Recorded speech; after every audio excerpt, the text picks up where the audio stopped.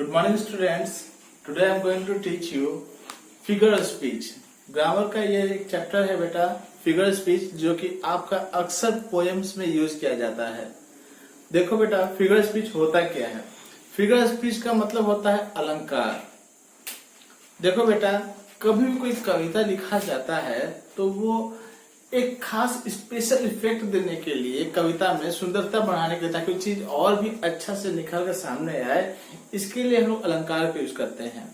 अलंकार होता क्या है बेटा, पहले ये जानो बेटा कि देखो कोई भी चीज या फिर कोई भी इंसान बहुत खूबसूरत अगर हो तो उसकी सुंदरता में चार चांद और बढ़ाने के लिए क्या किया जाता है कि लोग गहने पहनते हैं, सुंदर कपड़े पहनते हैं, या फिर खुद को अच्छा दिखाने के लिए बहुत ही यूनिक स्टाइल अपनाते हैं।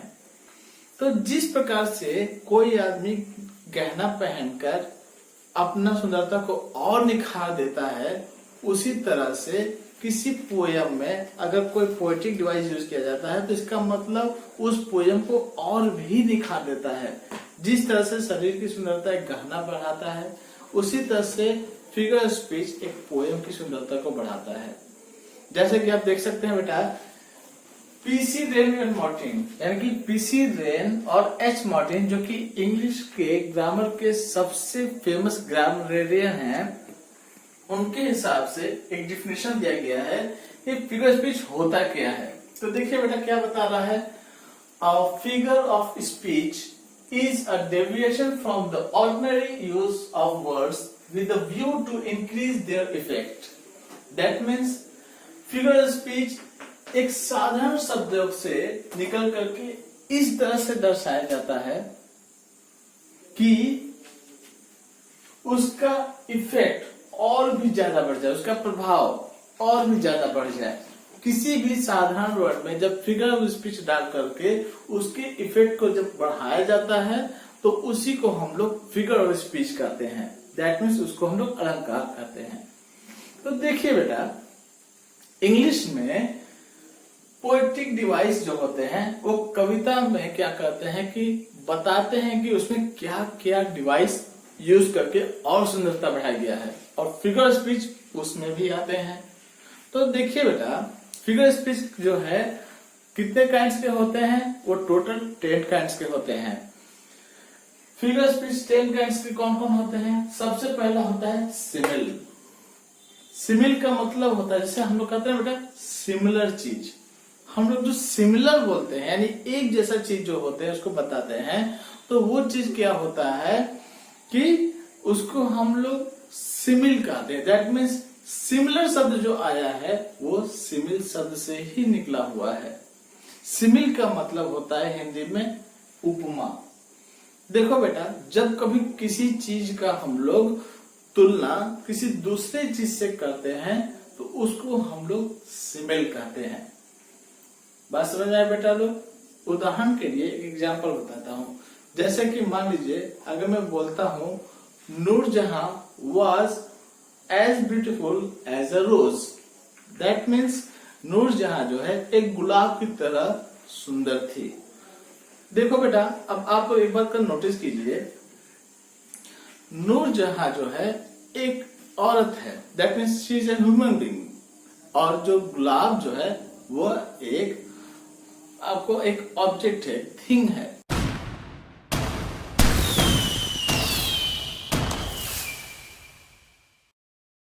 एक थिंग है जिसकी सुंदरता को हम लोग तुलना कर रहे हैं नूरजहां से। लेकिन बेटा सिमिल का एक नियम है। नियम ये है कि जब कभी भी हम लोग किसी से तुलना करते हैं तो वो चीज एक चीज से दूसरा डिफरेंट होना चाहिए, ना कि एक जैसा होना चाहिए। फॉर एग्जाम्पल अगर मैंने से अभी एग्जाम्पल दिया कि नूरजहां कैसे सुंदर थी, गुलाब जैसे सुंदर थी। लेकिन अगर मैं बोलता हूँ नूरजहां जो सुंदर है, अगर मैं कहता हूँ नूरजहां हेमा मालिनी जैसे सुंदर थी एक एग्जाम्पल के रूप में, तो इसको हम लोग सिमिल नहीं कर सकते। क्यों ऐसा इसलिए नहीं कर सकते क्योंकि नूरजहां भी जो थी वो एक औरत थी और हेमा मालिनी एक औरत है, तो एक जैसी चीजों के संग में सिमिलर नहीं होता। वो एक चीज से दूसरे चीज से जब डिफरेंट होता है तभी उसको हम लोग सिमिलर कहते हैं, दैट मीन्स सिमिल कहते हैं। तभी तो उसको उपमा दे सकते हैं ना, इसी वजह से।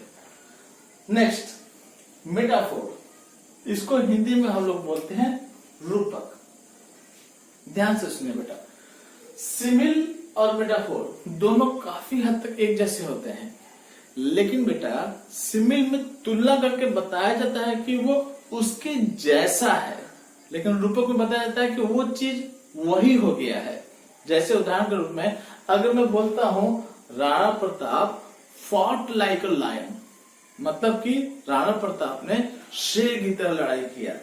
लेकिन अगर मैं कहा Rana Pratap was lion in fight, that means लड़ाई में राणा प्रताप खुद शेर हो गए थे, यानी कि शेर की तरह एकदम खूंखार हो गए थे। तो उसका रूप का तुलना हम लोग राणा प्रताप से कर रहे हैं, तो यहाँ पर ये रूपक हो जाएगा। लेकिन इसमें क्या होता है, एज या एज लाइक एज या लाइक एज नहीं होता, लेकिन सिमिल में होता है। ठीक है, सिमिल से कहा मैंने कि Noor Jahan was as beautiful as a rose, तो इसके लिए हम लोगों ने एज ब्यूटीफुल एज यानी एज और एज दो बार यूज करके मैंने उसको तुलना किया, तो यहाँ पर ये सिमिल हो गया।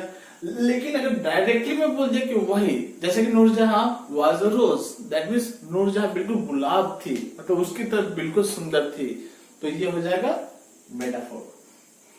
Next personification. पर्सोनिफिकेशन मतलब कहता है, देखो बेटा आप खुद ही देख सकते हो, ये वर्ड दो शब्द से मिलकर बना है। पहला पर्सन और दूसरा इफिकेशन, दैट मीन्स पर्सन से आइडेंटिफिकेशन होने वाले जो फिगर स्पीच होते हैं उसको हम पर्सोनिफिकेशन कहते हैं। मतलब कि जब किसी भी ऑब्जेक्ट या थिंग को हम लोग यदि पर्सन से तुलना करते हैं तो उसको हम लोग पर्सोनिफिकेशन कहते हैं।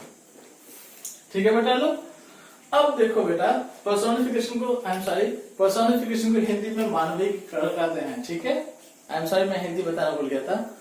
नेक्स्ट उसका बाद आता है अपॉस्ट्रॉफी। अपॉस्ट्रॉफी का मतलब होता है संबोधन। यदि आप किसी को बुलाते हो, किसी को संबोधन करके कहते हो, किसी को बोलते हो किसी की बात पे, तो उसको हम लोग अपॉस्ट्रॉफी कहते हैं। अब देखिए बेटा ऑक्सीमोरॉन। ऑक्सीमोरॉन का मतलब होता है विरोधाभास, किसी चीज का विरोध का जब पता चलता हो। एक ही वर्ड में जब कभी भी सही बात, मतलब जो एक बात वर्ड लिखा है ठीक उसका ऑपोजिट यदि हम लोग लिखा हुआ रहता है तो उसको हम लोग ऑक्सीमोरॉन कहते हैं। ठीक है बेटा, अब देखिए बेटा उसके बाद होता है ऑनमेटपिया। ऑनमेटपिया क्या होता है? ऑनमेटपिया मतलब होता है धन्यात्मक। धन्यात्मक मतलब क्या होता है? धन्यात्मक मतलब होता है जब किसी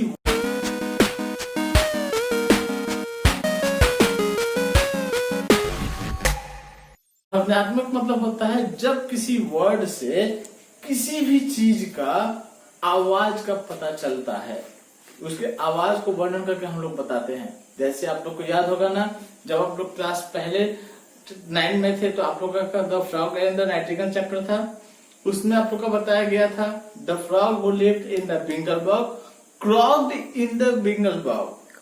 मतलब कि जब फ्रॉग जो था वो क्या करता था, एक बिंगलबर्ग में रहता था, बिंगल नाम के एक दलदल में रहता था, और अक्सर सुबह में आकर के उस बिंगलबर्ग में वह क्रॉक यानी टरटराता था। तो ये क्रॉक जो है ये एक्चुअली क्या है, क्रॉक आपका ऑनमेटपिया हो गया क्योंकि उसके आवाज का बताया गया है। आगे सुनिए बेटा, नेक्स्ट होता है हाइपरबोल। हाइपरबोल क्या होता है? इसका मतलब होता है अतिशयोक्ति। हाइपर मतलब ज्यादा, बोल मतलब बढ़प्पन। जब किसी भी बात से किसी का मतलब बढ़ा चढ़ा के बोला जाए या फिर उसका इज्जत को या फिर किसी भी बात को लेकर घटा कर बोला जाए, उसको हम लोग हाइपरबोल कहते हैं। हाइपरबोल को हम लोग एक्सिग्रेशन के नाम से भी जानते हैं। ठीक है बेटा, देखो बेटा हाइपरबोल का मतलब क्या होता है मैंने बताया। अब जैसे आप लोग पिछले बार क्लास 9 में पढ़े थे ओजामेंडियास चैप्टर, याद है?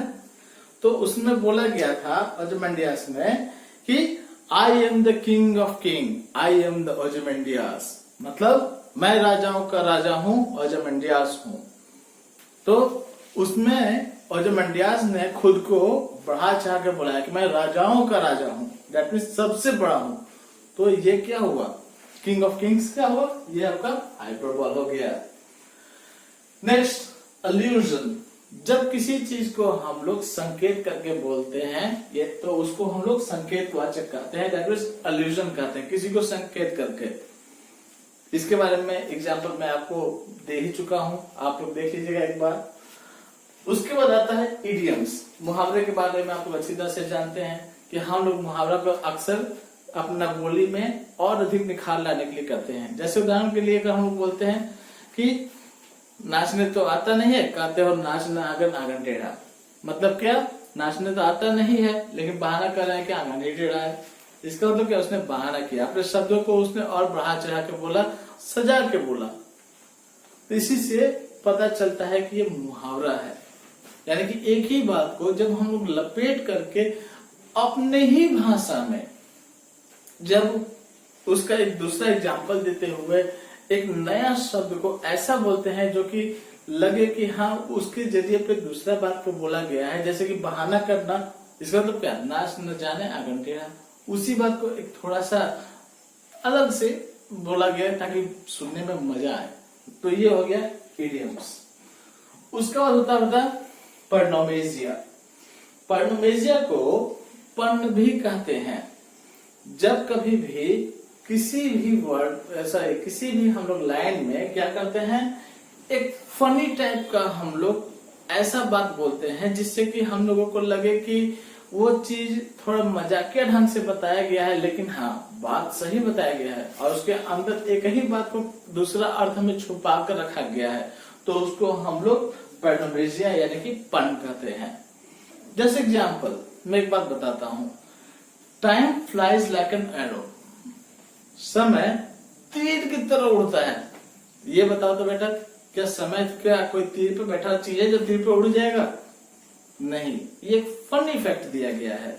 फनी इफेक्ट देकर के बताया गया कि टाइम जिस तरह से एरो उड़ के चला जाता है उसको कोई रोक नहीं सकता, ठीक उसी तरह से टाइम भी उड़ते जाता है, उसको कोई रोक नहीं सकता है। तो बेटा नेक्स्ट क्लास में और भी एग्जांपल देकर बतलाऊंगा अच्छा से। तब तक के लिए bye, have a good day.